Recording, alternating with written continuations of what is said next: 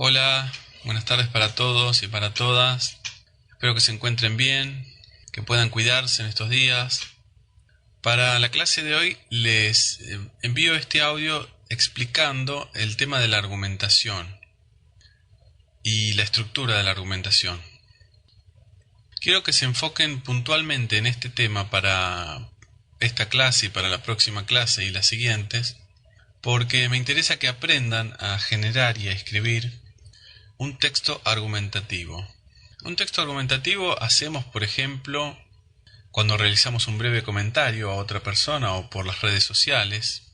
Las cartas de lectores que cualquier persona puede enviar a un diario o las editoriales que hacen algunos personajes en televisión son tipos de textos argumentativos.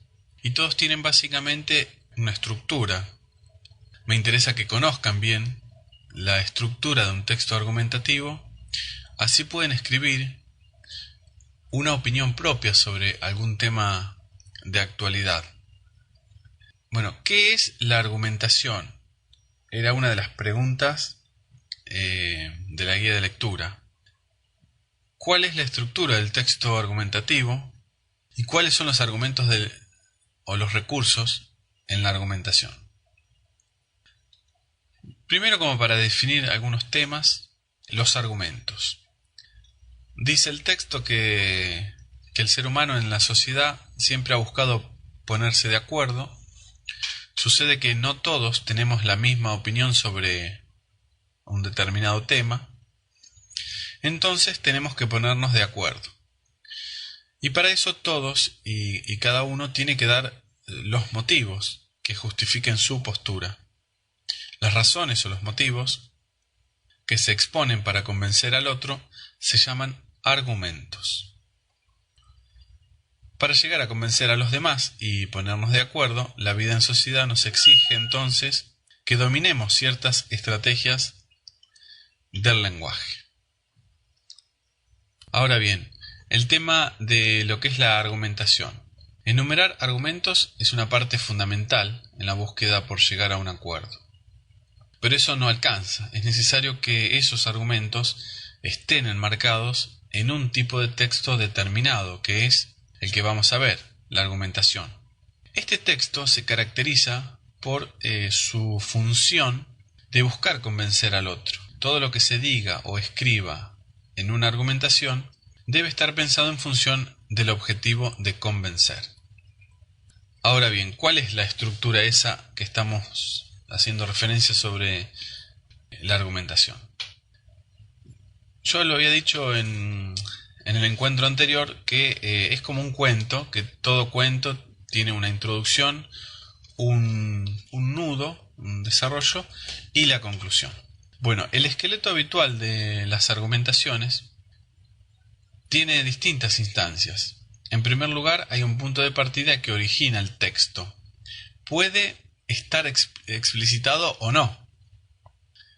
Lo que no puede estar ausente es alguna frase que dejen claro la posición que se toma respecto del tema en cuestión.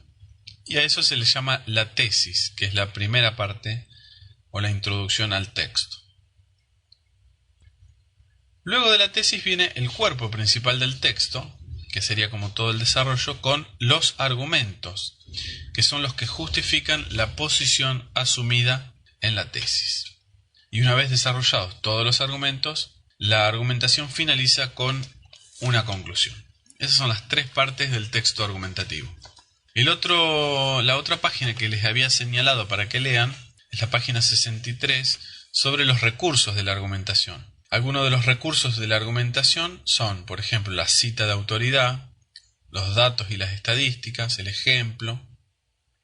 ¿Qué significa esto? Cuando uno plantea un tema para opinar, primero tiene que decir cuál es su posición sobre el tema, su tesis, y después da todos los argumentos, pero para fortalecer esa posición sobre el tema, por ejemplo, toma una cita de algo que haya dicho alguien, o da un ejemplo sobre el tema, o agrega un dato.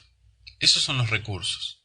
Y por último, en el texto argumentativo se llega a la conclusión, retomando la tesis, retomando la idea principal, que la hemos fortalecida con los recursos, con la cita, con el ejemplo, con los datos. Entonces, esto para ir estudiando este tema en el día de hoy y para ya ir empezando a pensar y a escribir alguna idea en una hoja, en una carilla, un texto argumentativo, una opinión propia sobre algún tema de actualidad, que lo vamos a leer durante esta semana o en la próxima clase.